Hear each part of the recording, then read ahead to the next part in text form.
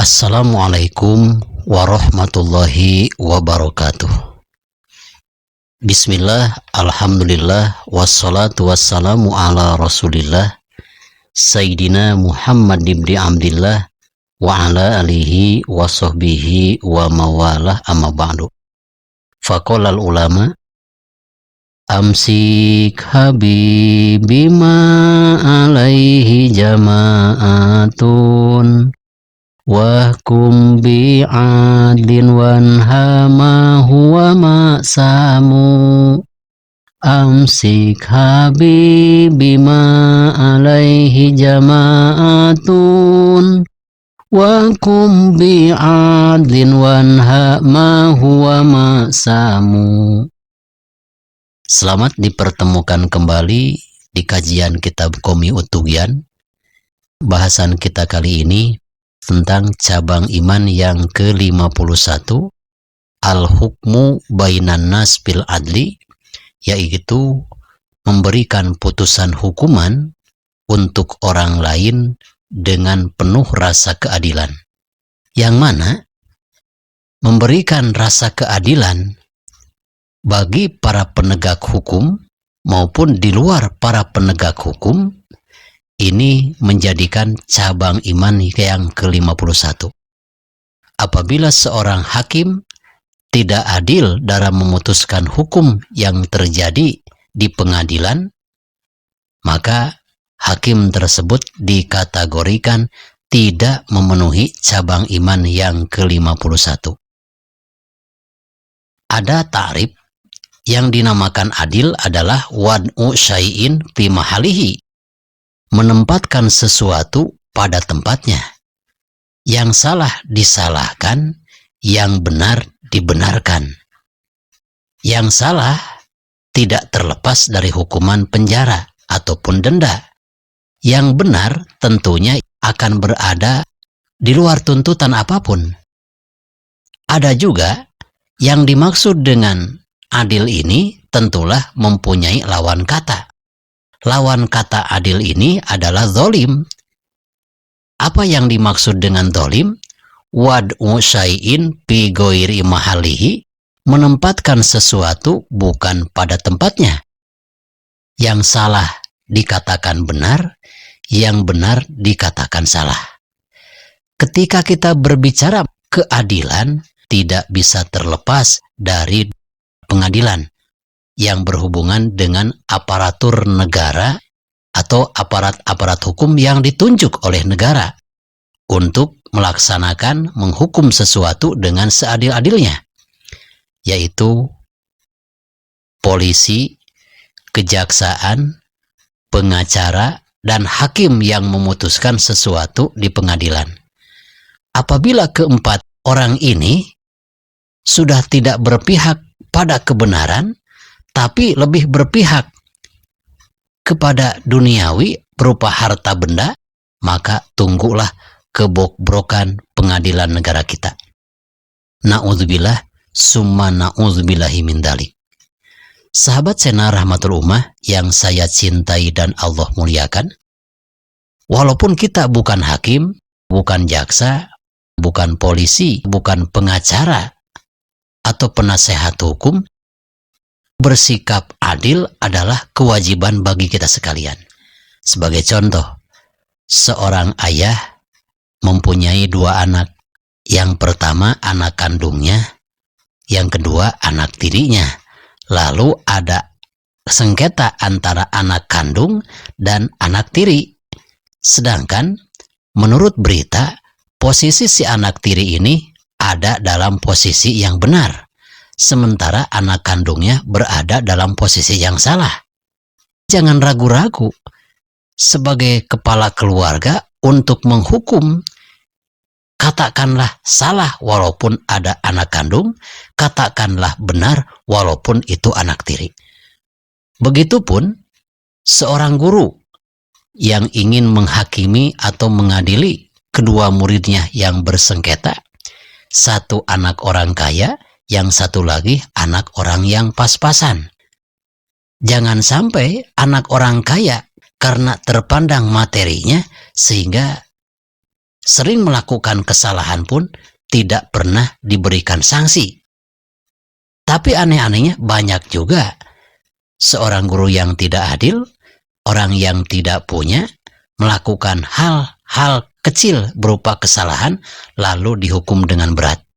Itu tidak adil. Maka berbicara masalah keadilan itu tidak saja di pengadilan.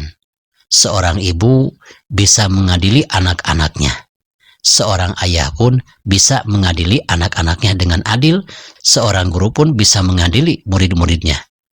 Sahabat Sena Rahmatul Ummah yang saya cintai dan Allah muliakan, sabda baginda Nabi besar Muhammad SAW, Al-Quddatu salasah. Aparat penegak hukum atau hakim ada 3 bagian. Yang mana qodiyani finnar wa qodin fil jannah. Yang mana ketiga hakim ini aparat penegak hukum, 2 aparat penegak hukum yang akan masuk neraka, dan 1 aparat penegak hukum yang akan masuk surganya Allah. Siapa kedua hakim yang akan menghuni nerakanya Allah Subhanahu wa Ta'ala akibat ketidakjujurannya, akibat kedolimannya?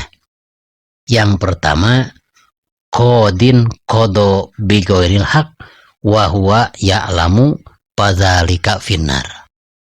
Yang pertama, hakim yang akan menduduki nerakanya Allah dan akan diseret oleh para malaikat menuju nerakanya Allah adalah seorang hakim yang mengetahui kebenaran yang sebenarnya tapi tidak dilaksanakan. Sudah tahu orang tersebut bersalah tapi tidak dihukumi salah karena duit lebih dulu berbicara. Ketika hakim tersebut walaupun pendapatannya 1 bulan sebelum mengadili sesuatu itu, duitnya di berbagai bank, rekeningnya di berbagai bank juga ada, tapi ketika sudah memutar balik fakta, benar dikatakan salah, salah dikatakan benar, maka akan dicabut keberkahan profesinya. Sahabat Sena Rahmatul Ummah yang saya cintai dan Allah muliakan, yang kedua, hakim yang akan dimasukkan ke nerakanya Allah Subhanahu wa Ta'ala, wa qodin qodo wa huwa la ya'lamu fa ahlaka hukukonas. Ada hakim yang bodoh, sesuatu tidak ia ketahui tapi dia lebih senang memberikan hukum. Makanya ketika kita menyerahkan sesuatu urusan bukan pada ahlinya, bukanlah menimbulkan kemaslahatan, pastilah akan menimbulkan kemadaratan. Sabda baginda Nabi besar Muhammad SAW, idza wusidal amru bi ghairi ahlihi fantadiris sa'ah. Apabila sesuatu diserahkan kepada bukan ahlinya, tunggulah kehancuran. Kehancuran akan didapat, bukanlah kemenangan yang akan didapat, bukanlah kebahagiaan yang akan didapat, melainkan kerugian yang sangat besar. Hakimnya bodoh, tidak mengetahui sesuatu, tapi memberikan fatwa, memutuskan hukum itu harus dengan penuh pertimbangan. Jangan sampai ketika ada duit, kebenaran itu buta, sehingga benar dikatakan salah, salah dikatakan benar. Itulah 2 hakim yang akan dimasukkan ke dalam nerakanya Allah Subhanahu wa Ta'ala. Untuk itu, hati-hatilah aparat penegak hukum dari kepolisian, kejaksaan, kehakiman, maupun para penasehat hukum. Jujurlah, adillah dalam memutuskan sesuatu. Berpihaklah pada kebenaran. Jangan berpihak kepada uang atau materi semata. Karena apapun yang Anda lakukan, salah 1 kali, beratlah siksa di akhirat nanti. Kecuali kalau kita memang memutuskan sesuatu sesudah diyakini bahwa itu benar, tetapi nyatanya salah, itu akan dimaafkan. Tetapi kalau hakim tersebut mengetahui itu salah, tapi dihukumi benar, beratlah hukumannya. Lalu yang ketiga, 1 hakim atau aparat penegak hukum yang akan masuk ke surganya Allah Subhanahu wa taala, wa qadin kodo bihakin padzalika fil jannah. Hakim ini ahli surga mengetahui kebenaran dikatakan itu benar, si ini salah disalahkan walaupun mau mengasih uang. Tetap saja tidak berpihak pada kejahatan, walaupun berpihak pada kejahatan sangatlah besar untungnya. Itu hanyalah sekejap. Uang yang hasil sogokan memutarbalikan hukum dan fakta, ingatlah, semuanya akan dipertanggungjawabkan oleh Allah Subhanahu wa taala. Untuk itu, marilah kita menjadi hakim pengadilan yang ada di posisi hakim yang ketiga. Mengetahui kebenaran diputuskan itu benar, mengetahui kesalahan itu diputuskan salah.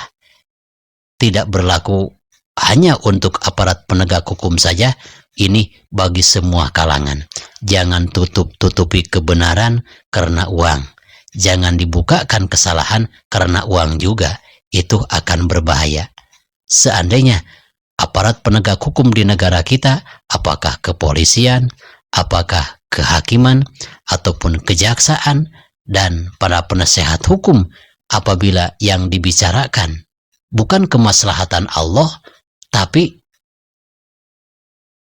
berpihak pada materi, tunggulah kehancuran negara kita. Na'udzubillah, summa na'udzubillahi min dzalik. Mudah-mudahan aparat penegak hukum di negara kita selalu istiqomah, diberikan taufik dan hidayah oleh Allah Subhanahu wa taala, sehingga bisa memutuskan sesuatu dengan seadil-adilnya, sesuai dengan undang-undang yang berlaku, juga sesuai dengan perintah Allah Subhanahu wa taala dalam kitab suci Al-Qur'an.